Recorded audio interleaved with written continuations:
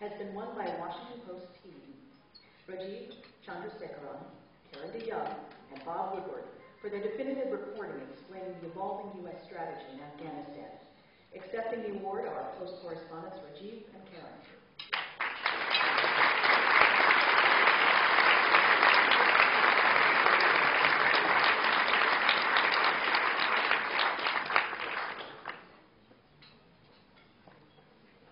Thank you very much. I want to talk very briefly about the state of journalism, and then I'll let my friend Rajiv talk a little bit about Afghanistan. It's kind of a cliche for all of us, I think, that these are bad times for journalism. We've all seen the effects of dwindling advertising and dwindling resources. We've all seen a lot of our colleagues leave the business, some voluntarily, some not voluntarily. It has become, certainly for people working overseas, a lot more dangerous than it used to be when I and many of you started out in this business.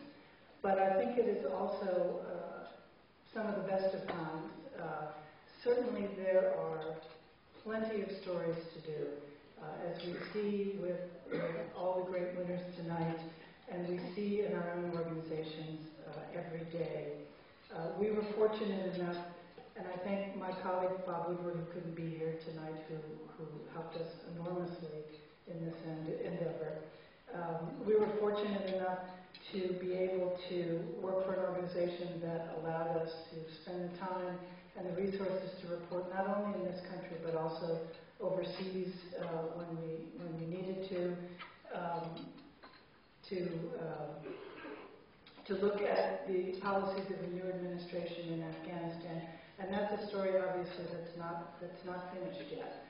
So I think that there's plenty for all of us to do in the coming year. I want to thank the Overseas Press Club for this honor. I thank the Washington Post for figuring out a way to let us all continue to do our jobs and hopefully to try and do it well. Thank you.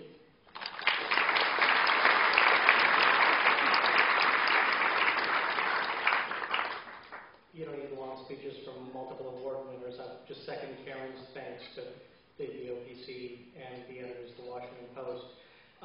The editors of the Post were very gracious with me and allowed me to try to pioneer a new form of correspondence with regard to the war in Afghanistan, allowed me to split my time between Washington, D.C. and the field to be able to go and spend time down on the ground in Afghanistan, as well as walking the corridors of power in D.C. A lot of my reporting in Afghanistan over the past year and stories that were part of the OPC submission would not have been possible without the cooperation of a lot of very brave young men and women serving with the U.S. Marine Corps in Helmand Province in Afghanistan. More than 80 of them have died in the line of duty over the past year. And as we earlier this evening took note of the great number of our colleagues who have passed away in the line of duty as they covered stories around the world this past year, so too have many men and women with the U.S. military.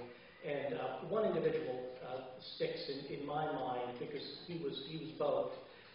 Sergeant Bill Kerr from Washington, D.C., was a journalist, was a congressional staffer, and then after 9/11 decided to join the Marine Corps. He was a civil affairs soldier in Helmand Province in Nawa District, where I visited repeatedly this year. And he and his men, their cooperation and their assistance was invaluable in helping me understand what was actually occurring down there in the sands of Afghanistan, and helping me to convey that to the audience of the Washington Post over this past year. And so I accept this award with great humility, but also with the understanding that a great number of our fellow countrymen have given their lives, both as journalists and as members of the military, over this past year. And I just